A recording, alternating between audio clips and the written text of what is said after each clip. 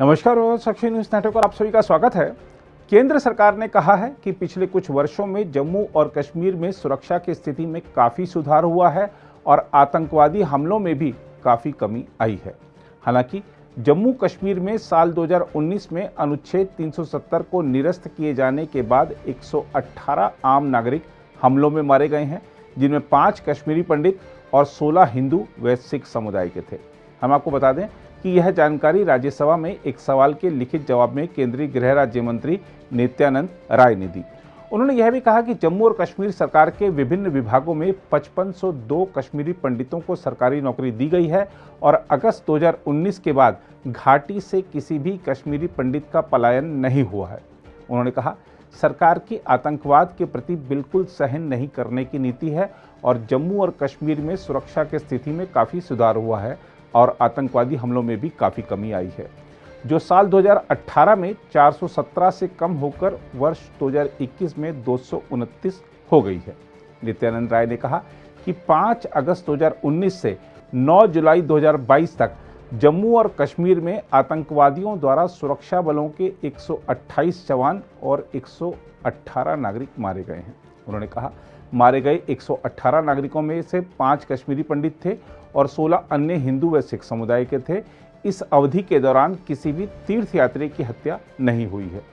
यह पूछे जाने पर कि अगस्त 2019 के बाद देश के अन्य हिस्सों में निवासरत कितने कश्मीरी पंडितों को घाटी में पुनः बसाया गया है, इसके जवाब में केंद्रीय मंत्री ने कहा कि प्रधानमंत्री विकास पैकेज के तहत घाटी में जम्मू और कश्मीर सरकार के विभिन्न विभागों में 5502 कश्मीरी पंडितों को सरकारी नौकरी दी गई है। उन्होंने कहा, उक्त अवधि के दौरान किसी भी कश्मीरी पंडित के घाटी से पलायन की सूचना नहीं है।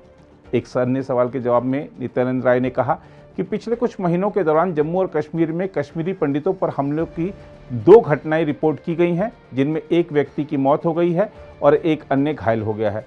कश्मीर घाटी में अल्पसंख्यकों की सुरक्षा सुनिश्चित करने के लिए किए गए उपायों का उल्लेख करते हुए नित्यानंद राय ने कहा कि इनमें से एक मजबूत सुरक्षा और खुफिया ग्रिड, रात दिन एरिया डोमिनेशन, गश्त और आतंकवादियों के विरुद्ध सक्रिय अभियान, नाकों पर 24 घंटे चेकिंग, किसी भी आतंकवादी हमले को विफल करने के लिए रणनीतिक थानों पर सड़क सुरक्षा जांच पार्टियों की तैनाती शामिल है।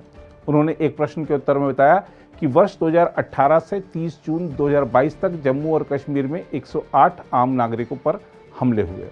उन्होंने यह भी बताया कि सरकार ने विशेष पैकेज के तहत कश्मीर घाटी के विभिन्न जिलों में नियुक्त कश्मीरी प्रवासी कर्मचारियों के लिए 6000 ट्रांजिट आवास के निर्माण की खातिर मंजूरी दी है।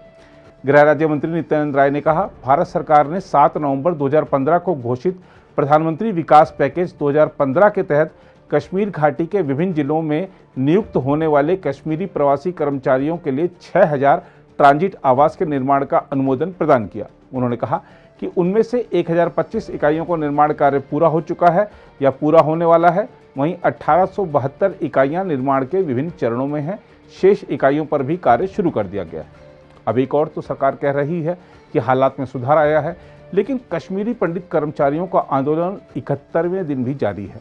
घाटी के बाहर स्थानांतरण की मांग को लेकर कश्मीरी पंडित कर्मचारियों का प्रदर्शन आज भी जारी रहा।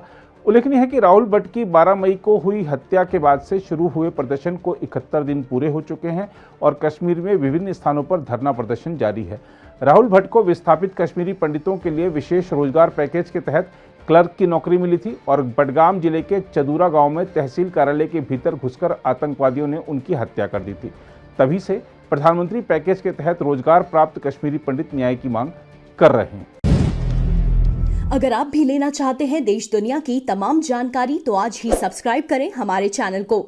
साथ ही नीचे दिए बेल आइकन को जरूर दबाएं ताकि हर अपडेट आप तक पहुंच सके।